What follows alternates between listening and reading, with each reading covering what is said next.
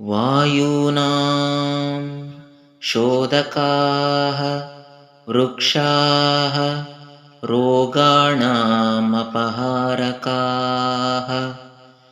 ತಸ್ಮಾತ್ ರೋಪಣಮೇತೇಷಾಂ ರಕ್ಷಣಂ ಚ ಹಿತವಹಂ. ಮರಗಳು ಗಾಳಿಯನ್ನು ಶುದ್ಧೀಕರಿಸುತ್ತವೆ, ರೋಗಗಳನ್ನು ಶಮನಗೊಳಿಸಲು ಸಹಕಾರಿಯಾಗಿವೆ. ಆದ್ದರಿಂದಾಗಿ ಮರಗಳನ್ನು ನೆಟ್ಟು ಸಂರಕ್ಷಿಸುವ ಕಾರ್ಯವು ಎಲ್ಲ ಜೀವಿಗಳಿಗೂ ಪ್ರಯೋಜನವಾಗಿದೆ ಎಂಬುದು ಈ ಶ್ಲೋಕದ ಸಾರಾಂಶ.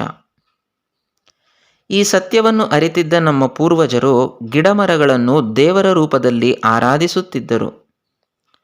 ಸ್ವಾಭಾವಿಕವಾಗಿ ಬೆಳೆದ ಗಿಡಮರಗಳಿಗೆ ತೊಂದರೆಯಾಗದಂತೆ ಕೃಷಿ ಮಾಡುತ್ತಿದ್ದರು. ಮನೆ ಮಕ್ಕಳಂತೆ ಅವುಗಳನ್ನು ಪೋಷಿಸುತ್ತಿದ್ದರು. ಅರಣ್ಯಗಳ ಸಂರಕ್ಷಣೆಗಾಗಿ ಬೆಟ್ಟಗುಡ್ಡಗಳಿಗೆ ದೇವರ ಹೆಸರನ್ನಿಟ್ಟು ಅಲ್ಲೊಂದು ಸಣ್ಣ ಗುಡಿ ಕಟ್ಟಿ ಇಷ್ಟದೈವಗಳನ್ನು ಪೂಜಿಸುತ್ತಿದ್ದರು. ದೇವರ ಮೇಲಿನ ನಂಬಿಕೆ ಹಾಗೂ ಭಯದಿಂದ ದುಷ್ಟರ ಪ್ರಕೃತಿ ನಾಶದ ದುಷ್ಕೃತ್ಯಗಳಿಗೆ ಕಡಿವಾಣ ಬೀಳುತ್ತಿತ್ತು. ಊರಿಗೊಂದು ಗುಂಡು ತೋಪಿರುತ್ತಿತ್ತು. ಅಲ್ಲಿ ವೃತ್ತಾಕಾರದಲ್ಲಿ ಸಸ್ಯ ಸಂಕುಲವನ್ನು ಬೆಳೆಸುತ್ತಿದ್ದರು.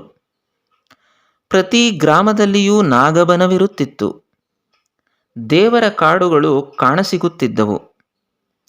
ಇವೆಲ್ಲದರಿಂದ ಸಂತೃಪ್ತಳಾಗುತ್ತಿದ್ದ ವನದೇವತೆಯು ಪರಿಶುದ್ಧ ಗಾಳಿಯನ್ನು ನಮಗೆ ಒದಗಿಸುತ್ತಿದ್ದಳು. ಯಾವುದೇ ಕೆರೆಗಳ ಒತ್ತುವರಿಗಳು ಇರದಿದ್ದ ಕಾಲದಲ್ಲಿ ಋತುಮಾನಗಳಿಗೆ ತಕ್ಕಂತೆ ಮಳೆ ಬೆಳೆಯಾಗುತ್ತಿತ್ತು. ನಮ್ಮ ದುರಾಸೆಯಿಂದಾಗಿ ಅರಣ್ಯನಾಶವು ವಿಶ್ವಾದ್ಯಂತ ಇಂದು ಎಗ್ಗಿಲ್ಲದೆ ಸಾಗುತ್ತಿದೆ.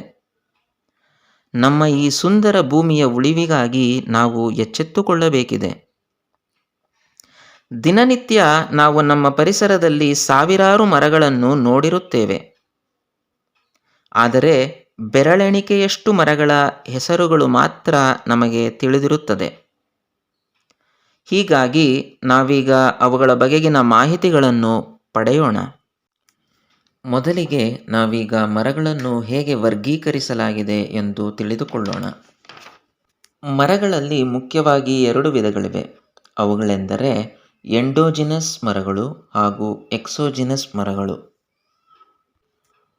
ಕಾಲಕ್ರಮೇಣ ಒಳಭಾಗದಲ್ಲಿ ಉದ್ದುದ್ದವಾಗಿ ಬೆಳೆಯುವ ವೃಕ್ಷಗಳಿಗೆ ಎಂಡೋಜಿನಸ್ ಮರಗಳೆಂದು ಕರೆಯುತ್ತಾರೆ. ಇವುಗಳ ನಾರುಗಳು ಮೇಲ್ಮುಖವಾಗಿ ಬೆಳೆಯುತ್ತವೆ. ಇವುಗಳು ಆನ್ಯುಯಲ್ ರಿಂಗ್ ಅಥವಾ ಬೆಳವಣಿಗೆಯ ವಾರ್ಷಿಕ ಉಂಗುರಗಳನ್ನು ಹೊಂದಿರುವುದಿಲ್ಲ.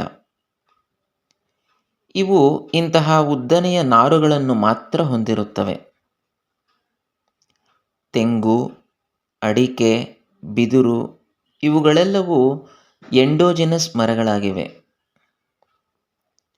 ನಾವೆಲ್ಲ ಗಮನಿಸಿರುತ್ತೇವೆ, ವರ್ಷಗಳು ಕಳೆದಂತೆ ಇವುಗಳು ಎತ್ತರೆತ್ತರಕ್ಕೇರುತ್ತವೆಯೇ ಹೊರತು ಕಾಂಡಗಳ ಗಾತ್ರದಲ್ಲಿ ಹೆಚ್ಚಾಗಿ ಬದಲಾವಣೆಯನ್ನು ಕಾಣಲಾಗುವುದಿಲ್ಲ. ಇವುಗಳು ತಮ್ಮದೇ ಆದ ವಾಣಿಜ್ಯ ಉಪಯೋಗಗಳನ್ನು ಹೊಂದಿವೆ. ಆದರೆ ಈ ಮರಗಳನ್ನು ಕಟ್ಟಡ ನಿರ್ಮಾಣಕ್ಕೆ ಹಾಗೂ ಇಂಜಿನಿಯರಿಂಗ್ ಕಾಮಗಾರಿಗಳಿಗೆ ಬಳಸಲು ಸಾಧ್ಯವಾಗುವುದಿಲ್ಲ. ವಯಸ್ಸಿಗನುಗುಣವಾಗಿ ಯಾವ ಮರಗಳು ಹೊರಭಾಗದಲ್ಲಿ ಬೆಳೆಯುತ್ತವೆಯೋ ಅವುಗಳನ್ನು ಎಕ್ಸೋಜಿನಸ್ ಮರಗಳೆಂದು ಕರೆಯುವರು.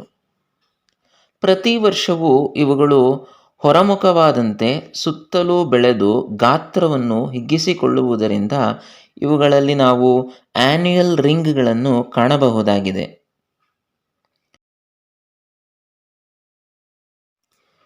ತೇಗ, ಬೀಟೆ, ಹೊನ್ನೆ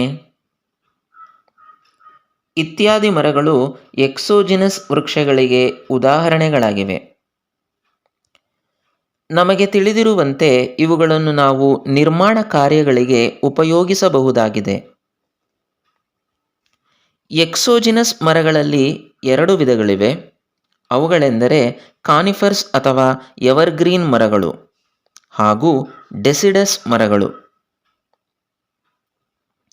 ಯಾವ ಮರಗಳು ವರ್ಷಪೂರ್ತಿ ತನ್ನ ಹಸಿರುತನವನ್ನು ಕಾಪಾಡಿಕೊಂಡಿರುತ್ತವೆಯೋ ಅವುಗಳನ್ನು ಕಾನಿಫರ್ಸ್ ಅಥವಾ ನಿತ್ಯ ಹರಿದ್ವರ್ಣ ಮರಗಳೆಂದು ಕರೆಯಲಾಗುತ್ತದೆ. ಈ ಮರಗಳು ಉದ್ದನೆಯ ಸೂಜಿಯಂತಹ ಮೊನಚಾದ ಎಲೆಗಳನ್ನು ಹೊಂದಿರುತ್ತವೆ. ಇವುಗಳು ಹೂಗಳನ್ನು ಬಿಡದ ಮರಗಳಾಗಿವೆ. ಬೀಜಗಳು ನೇರವಾಗಿ ಶಂಖಾಕೃತಿಯ ರಚನೆಗಳಾಗಿರುತ್ತವೆ. ಅವುಗಳನ್ನು ಕೋನ್ಗಳೆಂದು ಸಹ ಕರೆಯಲಾಗುತ್ತದೆ. ಬೀಜಗಳ ಸುತ್ತಲೂ ಯಾವುದೇ ಕಾಯಿ ಅಥವಾ ಹಣ್ಣಿನ ಕವಚಗಳು ಇರುವುದಿಲ್ಲ. ಇಂಥವುಗಳು ಜಿಮ್ನೋಸ್ಪರ್ಮ್ಗಳ ಗುಂಪಿಗೆ ಸೇರುತ್ತವೆ. ಬೀಜದ ಸುತ್ತಲೂ ಕಾಯಿ ಹಾಗೂ ಹಣ್ಣಿನ ರಚನೆ ಇಲ್ಲದಿರುವುದರಿಂದ ಇವುಗಳನ್ನು ಅನಾವೃತ ಮರಗಳೆಂದು ಕರೆಯುವರು. ಇವು ಮೆದು ಮರಗಳಾಗಿರುವುದರಿಂದ ದಿನಬಳಕೆಯ ಉಪಯೋಗಗಳಿಗೆ ಮಾತ್ರ ಯೋಗ್ಯವಾಗಿವೆ.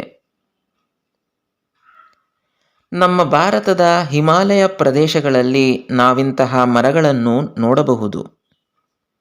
ಉದಾಹರಣೆಗೆ ದೇವದಾರು, ಪೈನ್, ಸಾಗೋಪಾಮ್ ಇವೆಲ್ಲವೂ ಕಾನಿಫರ್ಸ್ಗಳು.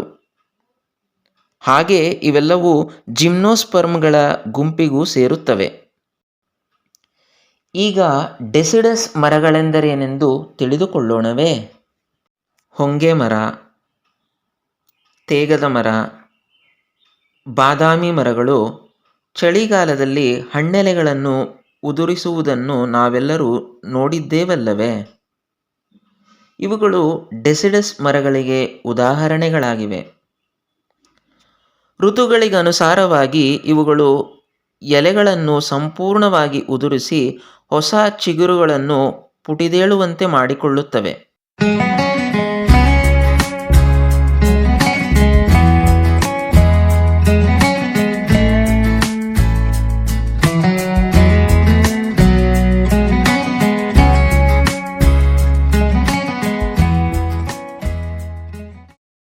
ಇವು ಅಗಲವಾದ ಎಲೆಗಳನ್ನು ಹೊಂದಿರುತ್ತವೆ. ಇವುಗಳಲ್ಲಿ ಹೂವುಗಳು ಅರಳುತ್ತವೆ.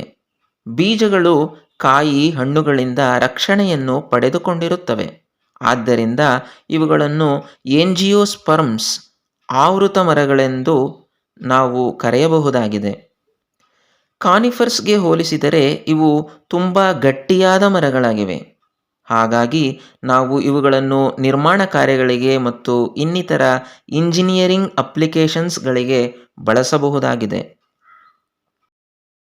ನಾವೆಲ್ಲರೂ ಪ್ರಾಥಮಿಕ ಶಾಲೆಗಳಲ್ಲಿ ಓದಿರುವಂತೆ ಏಂಜಿಯೋಸ್ಪರ್ಮ್ಗಳಲ್ಲಿ 2 ವಿಧಗಳಿವೆ.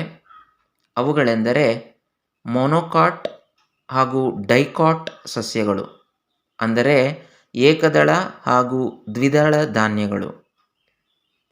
ಸಣ್ಣ ಪುಟ್ಟ ಗಿಡಗಳಂತೆ ಮರಗಳಲ್ಲಿಯೂ ಸಹ ಏಕದಳ ಹಾಗೂ ದ್ವಿದಳ ಬೀಜಗಳನ್ನು ಹೊಂದಿರುವಂತಹ ಉದಾಹರಣೆಗಳನ್ನು ನಾವು ನೋಡಬಹುದು.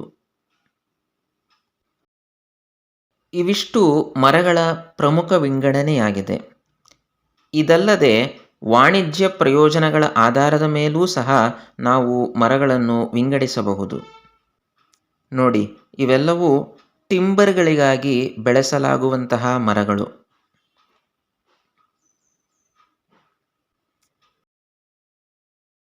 ಇವುಗಳು ಹಣ್ಣುಗಳನ್ನು ಪಡೆಯುವುದಕ್ಕೋಸ್ಕರ ಬೆಳೆಸಲಾಗುವಂತಹ ಮರಗಳು. ಡ್ರೈ ಫ್ರೂಟ್ಸ್ ಅಂದರೆ ಯಾರಿಗೆ ತಾನೇ ಇಷ್ಟ ಇಲ್ಲ? ಅಂತಹ ಮರಗಳನ್ನೂ ಸಹ ನಾವೀಗ ನೋಡೋಣ.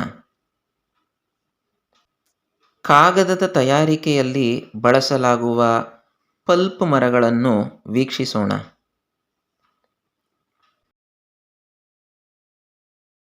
ಜೈವಿಕ ಇಂಧನವನ್ನು ಪಡೆಯಲು ಸಹ ಕೆಲವು ಮರಗಳನ್ನು ನೆಟ್ಟು ಪೋಷಿಸಿ ಬೆಳೆಸಲಾಗುತ್ತದೆ.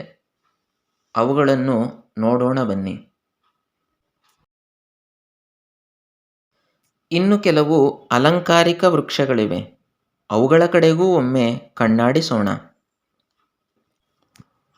ಮುಂದಿನ ಸಂಚಿಕೆಯಿಂದ ಪ್ರತ್ಯೇಕವಾಗಿ ಒಂದೊಂದು ಮರಗಳ ಬಗ್ಗೆ ತಿಳಿಯುತ್ತಾ ಸಾಗೋಣ. ನಿಮ್ಮ ಆಸಕ್ತಿ ಹಾಗೂ ಪರಿಸರ ಪ್ರೇಮ ಎಂದೆಂದಿಗೂ ಹೀಗೇ ಇರಲಿ. ಧನ್ಯವಾದಗಳು.